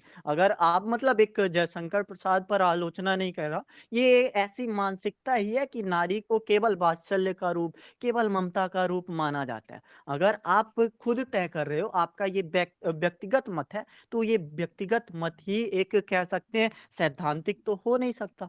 वही एक उलझा हुआ है, सवालों पर ही सवाल पूछ रहा है, और वही उलझन अक्सर बहुत सारी उलझने, या फिर कहे कि कभी कभी उलझने ऐसी बनी होती है कि लेट इट गो वाली चीजें होती है, कि छोड़ो जो भी है जैसा भी है, एक एक्सेप्ट है, तो उस एक्सेप्ट को ही हमें देखना है, क्या वास्तव में हमने एक परेशानी या फिर अब कुछ हो ही नहीं सकता ऐसा समझ के छोड़ दिया, या फिर ये सोच लिया कि जब बार बार तुम उस मार्ग में आगे बढ़ रहे हो, तुम बार बार कह रहे हो कि ये व्यवस्थाएं आपके लिए, ये व्यवस्थाएं आपके लिए है, फिर भी आप उसी में फिर से लौटा ले जा रहे हो, तो हमने भी छोड़ दिया अब वो आशाएं, हमने भी छोड़ दिया है एक सारी उम्मीदें कि तुम मुझे कहाँ ले जाना चाहते हो, तुम मुझे कहाँ पहुंचाना चाहते हो, तुम जैसे रखोगे हम वैसे रहेंगे, और एक वैसा ही स्वरूप बन चुका है कि सवाल भी पूछोगे तो जवाब हमें देंगे, मतलब एक हम का मतलब हम ही सवाल करेंगे, हम ही जवाब देंगे, और हमारा ही रूप वैसा ही होगा। तो एक वैसी वाली बातें भी हो सकती हैं।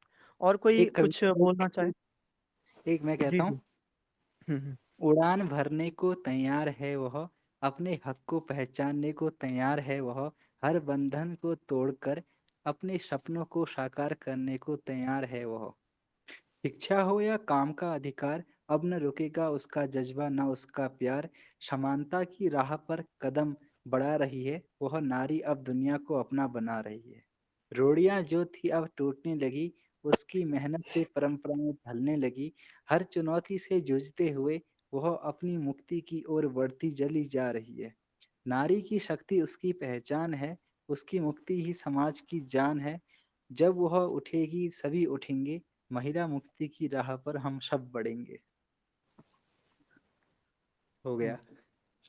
हाँ, तो अब थोड़े डायमेंशन में बात कर लेते हैं, मतलब एक तरह से आप कोटेशन भी सोच पा रहे हो, कविताएं भी कर पा रहे हो, तो थोड़ा डायमेंशन एक मुक्ति की ओर में शिक्षा के क्षेत्र में कहाँ पहुंचे।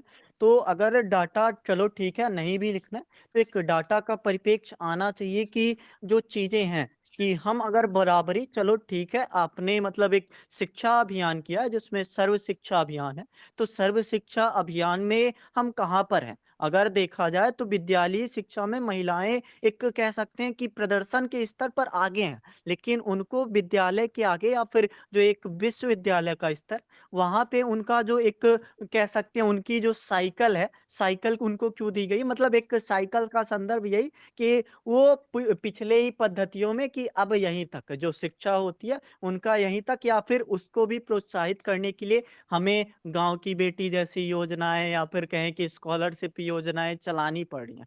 तो अगर आप उसको अभी भी पुश कर रहे हो, या फिर कहें कि ये सारी चीजें व्यवस्थित करने के बाद भी थोड़ी पिछड़ी हुई लगती हैं, तो मुक्ति का मार्ग मार्ग में आपको पता चल जाएगा वो स्थान कहाँ है। एक स्वास्थ्य के क्षेत्र में अगर देख लो, कोई भी आपदाएं अगर आती हैं वर्तमान 21वीं सदी में, और लगभग कह सकते हैं 21वीं सदी का भी एक आधा समय बीतने वाला है, तो उस सदी में भी अगर महिलाएं आपदाओं में सबसे पहले बली होती हैं, या फिर उनके जो स्वास्थ्य की समस्याएं अभी भी वैसी बनी हुई हैं, या फिर कहें कि उनके साथ जो भी दिक्कत होती है ये भी अभी किस स्थिति पर या फिर किस मार्ग पर पहुंचे?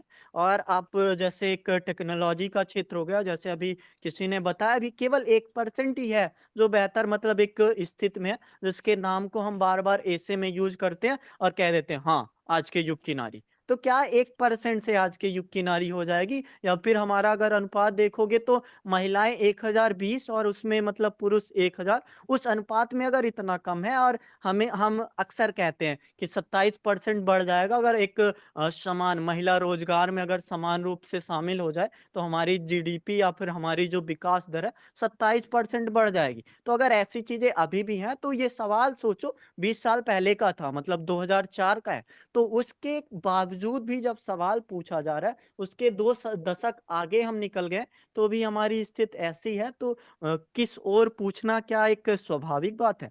और कौन सा क्षेत्र, जैसे आर्थिक क्षेत्र हो गया, शिक्षा हो गया, और कौन सा क्षेत्र में आप लोग, जैसे सांस्कृतिक क्षेत्र या फिर कृषि का क्षेत्र, अभी भी एक कह सकते हैं वर्तमान समय में किसान के घरों में आप जाके पूछ लो, महिलाएं जो होती हैं किसानी में मतलब सबसे ज्यादा शामिल होती है। उनकी एक संख्या के आधार पर बात कर लो या फिर तरीके के आधार पर, कि जो तरीका उनको आता है, या फिर जैसे अभी भी है ना, मैं गांव में रहता हूं, तो निराई का तरीका ज्यादा बेहतर महिलाएं जानती हैं। तो जब तरीकों में वो आगे हैं, संख्या में वो आगे हैं, तो भी उनको कम से कम किसान की संज्ञा नहीं दी जा रही है, तो एक किस स्थिति पर है? आप ऐसा कर रहे हो कि मतलब उनको एक कह सकते हैं उनके नाम पर अगर जमीन होगी तो टैक्स कम लगेगा। ऐसी बातें होने के बावजूद भी ये स्थिति अभी भी बनी हुई है कि उनको हम किसान बोलते ही नहीं। किसान का मतलब हमारे दिमाग में एक इंसान आता है या फिर एक आदमी आता है, तो उसका अभी होना मतलब कैसा है? और भी जो क्षेत्र आप सोच सकते हो, एक संस्कृत के क्षेत्र में या फिर कुटीर उद्योगों में जो चीजें होती है, या फिर उनकी एक बौद्धिक संपदा या फिर पेटेंट जो चीजें होती है, उनमें भी महिलाएं ज्यादा बेहतर तरीके से, चाहे वो आप देख ही सकते हो, उनकी राइटिंग बेहतर होती है, तो कला के क्षेत्र में या फिर उनकी पेंटिंग के क्षेत्र में, संगीत के क्षेत्र में, या फिर जो भी क्षेत्र हो, अगर हर क्षेत्र में वो बेहतर है, फिर भी उनके नाम को नहीं समझा जा रहा है, तो हम कैसे कहें कि वो मुक्ति के मार्ग में आगे है? वो तो ऐसा हो गया ना कि आपने एक ठेके में काम करा लिया, और जो आपका कह सकते हैं कि नाम होगा एक कॉन्ट्रैक्टर का होगा, कारीगर का नाम है ही नहीं। तो वैसी वाली व्यवस्था हो गई है। तो और कोई भी अगर पॉइंट आपको याद आ रहे हो तो बता सकते हो। हेलो डॉक्टर दीदी, मुक्त स्वास्थ्य के लिए, ठीक है।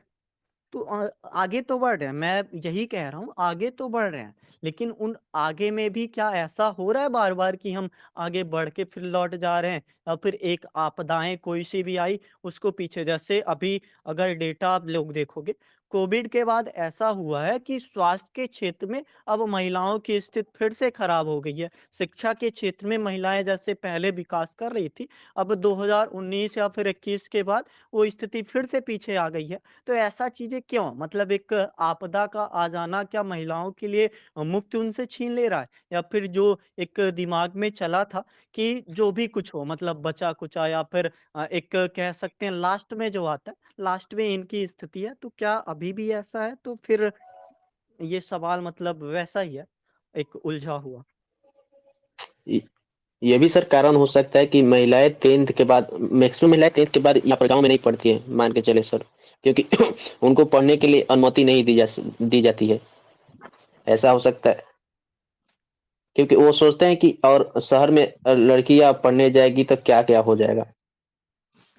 यह भी मानसिकता बनी हुई है, लेकिन सभी लोगों की मानसिकता नहीं है, क्योंकि शिक्षा के क्षेत्र में देखिए जो कुछ कुछ गांव में भी शिक्षा के क्षेत्र में बढ़ोतरी हुई है, क्योंकि सभी की विचारधारा में कुछ परिवर्तन हुए हैं।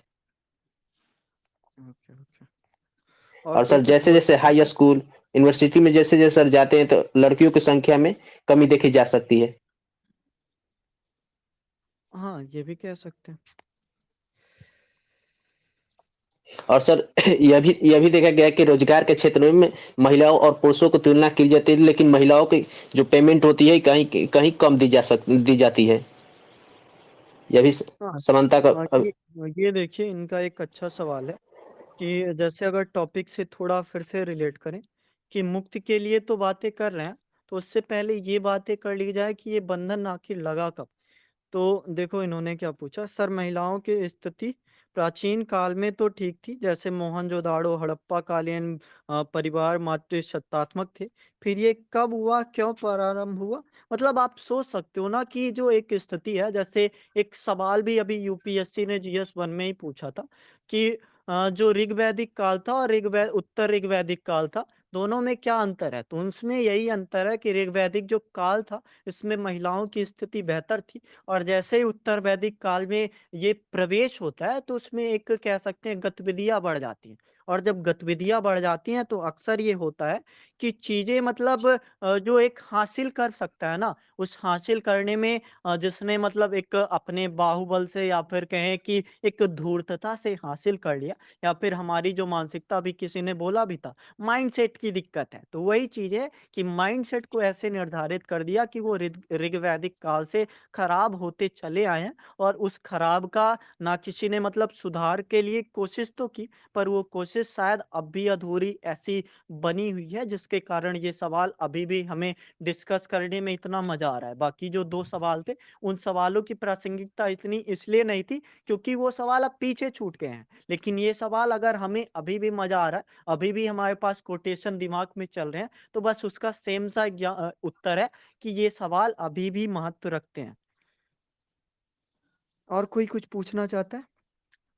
सर इसमें हम गरीबी को ऐड कर सकते हैं, क्योंकि ज्यादातर गांव में ऐसा होता है कि एक टाइम के बाद लड़कियों को पढ़ाते नहीं है। वो चाहते हैं कि घर में वो किसी के घर में मजदूरी करे या काम करे, जिससे उनकी घर की हालत थोड़ी ठीक हो जाए। और अगर वो थोड़े ज्यादा पढ़ लेते हैं तो उनके हिसाब से फिर वो लड़का नहीं मिल पाता। ये भी रीजन हो सकता बढ़िया। जैसे अभी यूबीआई पे किसी ने आंसर लिखा था एक दिन, तो उसका वही है कि जो अवैतनिक कार्य होता है बिना वेतन के, तो एक दिन में महिलाएं 297 मिनट बिना वेतन के कार्य करती हैं, और वहीं ये पुरुषों का आंकड़ा 97 पे आ जाता है। तो आप सोच सकते हो लगभग 3 गुना के आसपास है, जो बता रहा है कि अवैतनिक कार्य लिया जा रहा है, मतलब तुम काम भी कर रहे हो तो उस कार्य को महत्ता नहीं। अगर आप एनसीईआरटी पढ़ के देखोगे ना, तो उसमें एक पटकथा ऐसी है जिसमें बताया जा रहा है घर का काम यार आसान नहीं है। वो वही चीजें हैं कि आप हमारी मानसिकता में उस मुक्ति के लिए एक स्थान बनाने का प्रयास, फिर भी हम अगर वो नहीं बना पा रहे हैं, या फिर हमें सिखाया उन एक कह सकते हैं वर्गों द्वारा जाता है जिसमें ऐसी मानसिकता जो इसको जैसा जो समझेगा उसके समझाने का तरीका शायद वैसा ही होता है, इसलिए शायद ये स्थितियां अभी भी बनी हुई है। ये भी बढ़िया पॉइंट है। यह भी स्वतः होता है कि महिलाओं को मूल अधिकार के बारे में जागरूक फैलाना चाहिए कि महिलाएं ये है तो कैसे काम करती है, कैसे कैसे उनके पास छुआ-छूत ऐसे नहीं होना चाहिए, कि इसमें इसमें डरा जा सकता है सर। इन्होंने क्या बोला, महिला लोगों को अपने ससुराल को अपने घर और अपने सास ससुर को अपने मम्मी पापा की तरह माने, ताकि एक आज़ादी मिले अपने माता पिता को। हाँ, ये भी है, मतलब एक स्थिति अगर पितृ सत्तात्मक समाज, मतलब पितृ सत्तात्मक समाज सिर्फ मैं इसलिए बोल रहा हूँ क्योंकि जो यहाँ पे एक रीति है कि विवाह के बाद स्त्रियां एक पुरुष के घर में जाती, इस संदर्भ में केवल मैं बोलना चाहता हूँ पितृ सत्तात्मक समाज। बाकी और अगर ये समाज इस कारण है कि एक पुरुष वर्ग की महत्व ज़्यादा होगी, तो ये एक वैसा समाज है, मतलब कह सकते हैं कुंठित। और वर्तमान समय में देखोगे ना, तो एक प्रचलन ये भी हुआ है, तो ना तो जो एक दंपत्ति वर्ग है वो अपने मतलब जो लड़की अपने घर में रहना चाहती, ना लड़का अपने घर में, वो अलग से मतलब एक निवास या फिर एकल परिवार क्या बोलते हैं, न्यूक्लियर फैमिली होते हैं। तो वो चीज़ें अब प्रचलन में आई हैं। तो ठीक है, ये भी अच्छा पॉइंट है। अब थोड़ा इसको मतलब एक जितनी बातें हो गई इनको थोड़ा ऐसा सार में करते हैं कि कौन सी बातें पहले की जानी चाहिए, कौन सी बातें मतलब एक एडजस्ट होके चीज़ें आए, कैसे मतलब जो भी है। जैसे पूछा भी गया है, मुक्ति महिला मुक्त किस ओर? तो हमें निष्कर्ष भी यही ले जाके करना है कि किस ओर होनी चाहिए, मतलब लास्टली जो हमारा निष्कर्ष होगा वही एक रास्ते में, जैसे आप प्रेमचंद का भी अगर कर रहे होगे ना क्वेश्चन, तो वो वही पूछता है कि विकास की यात्रा कैसे तय की? तो विकास यात्रा में आप कहानी की शुरुआत जहाँ से करोगे, उनकी पहली कहानी से बताओगे कि वो यहाँ पे थे, और जो लास्ट बताओगे वो मतलब लास्ट में उनके कफन से या फिर उनके गोदान से समाप्त होगा। तो वही चीज़ें अगर मुक्ति की मार्ग पूछ रहा है या फिर किस ओर पूछ रहा है, तो किस ओर तक जाना चाहिए या फिर निष्कर्ष कैसा होना चाहिए, उसकी बातें हमें थोड़ी सोचनी। जैसे सभी पक्ष हैं, जितनी भी चुनौतियाँ हैं, अगर उन चुनौतियों को एक कह सकते हैं जिन भी आधारों पर, आधार तो बहुत है, बस एक वही है कि आप अगर छोड़ दोगे या फिर नहीं भी छोड़ोगे तो हम चलना नहीं छोड़ेंगे। अगर 4 कदम भी चल पाएँगे तो रुकेंगे नहीं या फिर धीरे नहीं चलेंगे। तो इन बातों को जैसा भी आपको लगता है कोई बताए कि कैसे इसका स्ट्रक्चर फिट होना चाहिए, कि कौन-सी बात पहले की जानी चाहिए, इनमें ये पॉइंट हो सकते हैं, ऐसे-ऐसे एक परिचय हो सकते हैं, फिर उसके बाद खत्म करते हैं।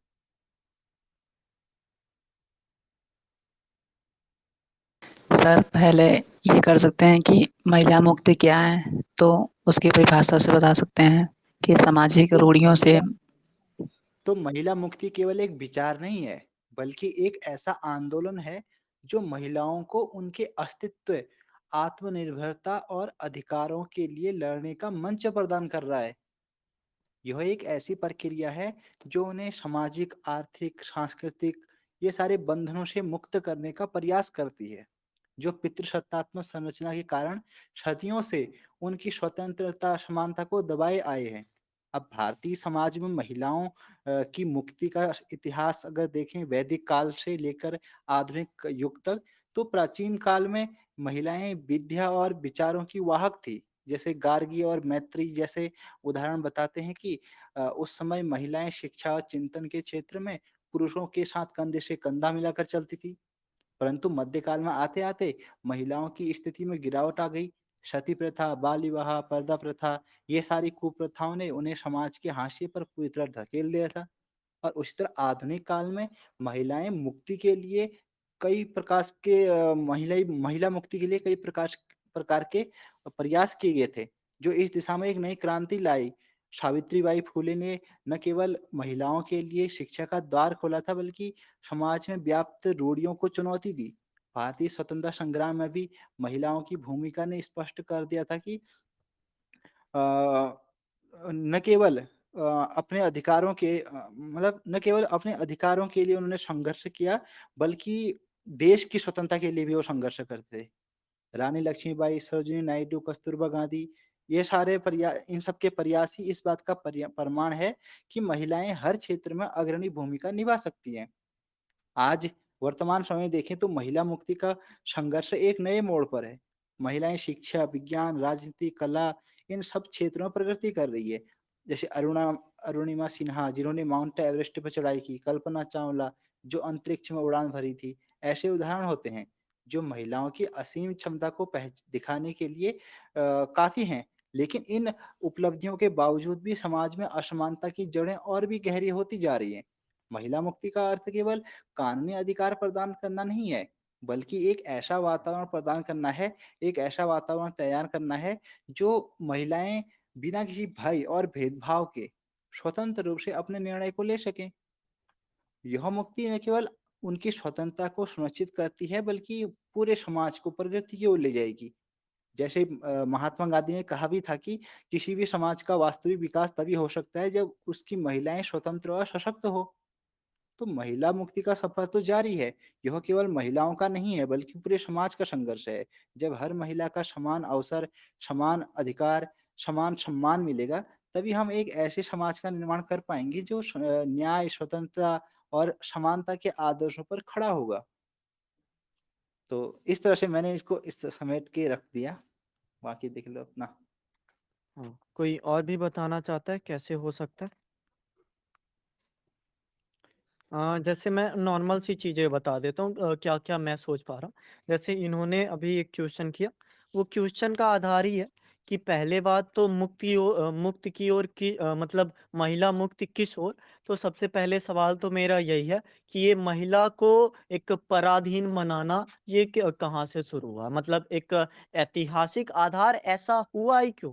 मतलब जब आप एक मूल कारण समझ लोगे, वो कारण ऐसा कि चीज़ें जो आप समझो, एक तो समझते हैं, सभी समझते हैं कि एक बायोलॉजिकल फैक्ट होता है कि महिलाएँ उदार होती हैं, संवेदना होती है उनमें, एक कह सकते हैं कि उनकी जो एक कह सकते क्या बोलते हैं उसको, वात्सल्य होता है, वो औरों से अधिक होता है, या फिर उदार भाव हो, तो वो पुरुषों से अधिक होता है। तो एक तो ये हो गया कि उनका स्वयं का समर्पण, कि उन्होंने अपने आप को एक समाज के लिए समर्पित किया कि आप जो चाहते हो वैसा, मतलब आपके अगर हित के लिए है, तो वो हित आपका सिद्ध हो ही जाए। जैसे अगर आप लोगों ने वो उपन्यास त्यागपत्र उपन्यास पढ़ा होगा, तो उसमें एक लाइन ऐसी आती है कि अगर मेरे समर्पण से, अगर मेरे त्याग से आपकी महत्वाकांक्षाएँ पूरी होती हैं, तो मैं अपना जीवन न्यौछावर करने के लिए तैयार हूँ। ये बातें ऐसी हैं क्यों? क्योंकि पहली बात तो एक उनका उदार भाव होता है, चलो ठीक है। दूसरा, उस उदार भाव का हमने जब फ़ायदा उठाया, आप उत्तर ऋग वैदिक काल की बातें जैसे सोच सकते हो, या फिर कहें कि एक घर में अगर पहले महिला की चलती है या फिर महिला मुखिया है, फिर उसका एक स्थानांतरित रूप या फिर उसके जो एक हक है, उस हक को छीनने का जो एक तरीका होगा, पहले तो उसको मतलब अपने एक कह सकते हैं माइंडसेट को उसके बदला जाएगा।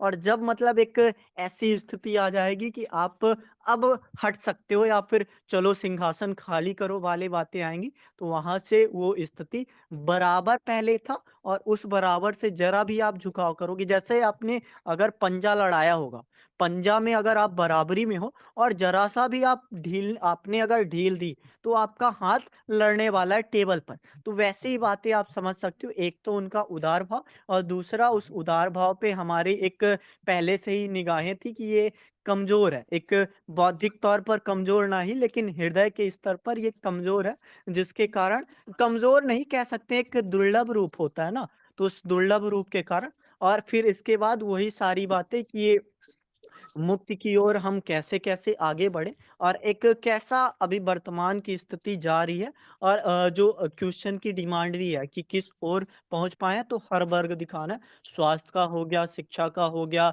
अधिकारों का हो गया, अधिकार में चाहे रोज़गार आए या फिर समानता आए या फिर सामाजिक भाव वाला आए या फिर सांस्कृतिकता या फिर कहें प्रतिष्ठा वाला उनका जो भी रूप है, तो वो उसकी बातें करनी है, और ये मतलब आगे बढ़ रहा है या फिर वहीं पे पीछे जा रहा है, उसकी भी बातें थोड़ी करके लास्टली निष्कर्ष यही कि मुक्ति की ओर एक जो मार्ग है, वो मार्ग कहाँ पहुँचना चाहिए, और यही बातें कुछ उदाहरण देके, चाहे जो मैरी कॉम हो उनका उदाहरण रख सकते हैं, चाहे जो क्या कहते हैं महात्मा गांधी की जो कस्तूरबा बाई थी। महात्मा गांधी एक बड़े विचारक थे, लेकिन अगर आप उनकी जो किताब पढ़ोगे, माई एक्सपेरिमेंट विथ ट्रूथ, उनमें उन्होंने साफ-साफ लिखा कि जो मेरी काम इच्छाएँ थी ना, उन काम इच्छाओं ने मेरी पत्नी को पीछे रहने में एक बहुत ही ज़्यादा कह सकते हैं अवरोध लगाया, मतलब उनको पीछे कर दिया। नहीं तो मेरी पत्नी में जिज्ञासाएँ थी सीखने की, और शायद मुझ में क्षमता थी सिखाने की। फिर भी अगर मैं नहीं सिखा पाया, तो वो शायद मेरी वो मानसिकता है या फिर मेरा पूर्वाग्रह है। तो ऐसी बातें, ऐसी कहानियाँ आप जोड़ के, और जो भी आपको एक संदर्भ याद आता हो, वो संदर्भ आप पूरे एक ऐसे से रिलेट करके लिख सकते हो, और उस ओर के जवाब भी दे सकते हो कि कहाँ हमें पहुँचाना है, और कहाँ मतलब एक पहुँचाने वाला तो मुझे यही दिखता है कि मानव अगर बना दोगे, तो वो मुक्ति की वाली जो बातें, अगर सवाल खत्म हो जाएगा, तो चीज़ें बेहतर हो जाएँगी। मुझे ऐसा लगता है। और कोई कुछ बताना चाहे तो बताएँ, नहीं तो टॉपिक मुझे लगता है अभी आप लोग समझ रहे हो, बस अगर लिखने बैठोगे तो कंटेंट आपको इकट्ठा करने पड़ेंगे, बाकी है तो बहुत सारी चीज़। सर सर हुँ। पॉइंट्स बिखर गए हैं। पॉइंट्स बिखर गए, हाँ। फिर से इकट्ठा किया जाए? अभी तो हाँ समय सर। तो सर जो सारे सर पॉइंट्स समय भी कलेक्ट देख कर लिए लीजिए। थे समझते समझते, फिर वो फिर से एक मतलब जो हेडलाइन होती है वो बस बता दीजिए थोड़ा, हाँ, बाकी तो हाँ। लिख लेंगे। देखिए, हेडलाइन हमारी ये होने वाली है, पहला तो ये कि एक मुक्ति का मार्ग हम ढूँढ रहे हैं। पहले तो हम इस बंधन में आए कैसे, ये बात है। और बंधन में हमने छूटना शुरू कब किया, मतलब वो बातें आप बता सकते हो? या फिर जब मुक्ति का मार्ग होता है तो पहली शुरुआत तो कहीं से होती है, जब मतलब आपको महसूस हो कि ये बंधन हमें इस तरह जकड़ रहा है कि हमें मार डालेगा या फिर हमारे अस्तित्व को खत्म कर देगा। और उस बंधन को काटने में मतलब अकेले तो हो नहीं सकता, उसको चाहे आप राजा राम मोहन राय से बता सकते हो या फिर विलियम बेंटिंक हो या फिर अमेरिका में जहाँ एक श्वेत वर्ग, तो उसमें दिक्कत होती थी ना, अश्वेतों में सबसे बड़ी दिक्कतें महिलाओं को होती थी, जो मतलब अपने कह सकते हैं कि समाज द्वारा भी एक प्रताड़ित किए जाते थे और अपने घर में भी प्रताड़ित किए जाते थे। अगर आप प्रेमचंद की या फिर किसी भी कहानीकार की रचनाएं पढ़ोगे, उसमें यही बताते हैं कि सबसे पहले तो एक समाज का दलित वर्ग बहुत ज़्यादा प्रताड़ित होता है या फिर कुचला हुआ होता है, लेकिन जो उस कुचले में भी कुचला है वो उनकी महिलाएँ या फिर उनके घर की स्त्रियाँ होती हैं। तो वही है कि बंधनों में भी विबंधन रहना, जैसे आप देख सकते हो, मतलब साहित्य से जुड़े हुए हम हैं तो उसको एक आधार समझ के ले सकते हो कि एक बंधन कैसा-कैसा बंधन, आप उसको थोड़ा डिस्क्राइब कर सकते हो? और उस बंधन से खुलने या फिर बंधन से मुक्त के मार्ग में आने की बातें कर सकते हो, जितने भी आपको पॉइंट याद आ रहे हैं, एक सामान्य सा संघर्ष कि कम से कम शुरुआत तो हुई उस चीज़ों की, और वर्तमान दौर में आते-आते आपको दिखानी है कि ये स्थिति इतनी भी अभी सही नहीं है। मतलब ये भी नहीं पूरी तरीके से आप उसको बता दो कि एक अभी भी नकारात्मक बना हुआ है। ये चीज़ें बेहतर तो हो रही है, पर फिर भी ऐसी बनी हुई हैं और इनको ही हमें थोड़ा बेहतर करना है। और वही चीज़ है ना कि एक चीज़ मैंने बताई, तरीका सबको पता है, वो होता है, बस एक भय होता है कि हमने अभी तक जिस पे राज किया, वो हमारी बराबरी पर कैसे बैठ सकता है। और वही वाली मानसिकता आपको एक महिला को मानव बनाकर अगर छोड़ोगे या फिर जो मुक्ति का मार्ग है मानव बनने तक जाएगा, तो लगता है कि एक ऐसे का जो पूरा सार है, वो सार समेटता हुआ आएगा और मुक्ति का मार्ग भी प्राप्त हो जाएगा। जैसे कल भी हमने किया, मुक्ति का मार्ग एक सत्य की खोज तक जाना चाहिए। अगर सत्य की खोज में केवल इंसानों के नाम पर आदमी जाएँगे तो सत्य की खोज होगी नहीं। इंसानों के नाम पर वास्तव में अगर इंसान जाएँ तो ही सत्य की खोज होगी, और मुक्ति का मार्ग भी वही होना चाहिए कि हम सत्य की खोज पे जाएँ, हम आध्यात्मिकता तक जाएँ, हम वैज्ञानिकता तक जाएँ। और अगर ऐसा नहीं हो पा रहा है, हम केवल अपने को छुड़ाने के चक्कर में कि हमको छोड़ दो। अगर तुम आध्यात्मिकता तक जाना चाहते हो तो तुम हमें बंधन में मत रखो, तुम जाओ, बस हमें एक खाली कर दो। तो ये चीज़ें भी एक मुक्ति वाली अवस्था नहीं है।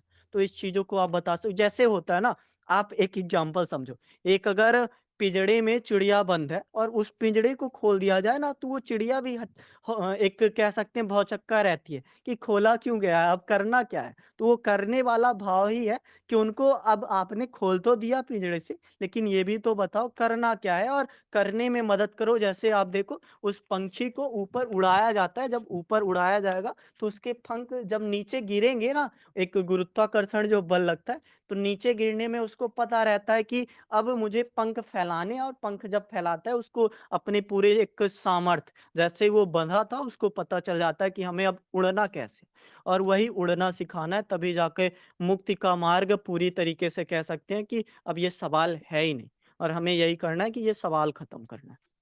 मुझे ऐसा लगता है, सिर्फ मेरा व्यक्तिगत मत है। हाँ, अब टाइम हो गया है, अब आप हाँ लोगों सर, को सर 1 आवर ही सही रहेगा ना? बाकी शेड्यूल भी तो मेंटेन करना होगा। 8 ओके, टू ओके। 9 सही है सर। और सर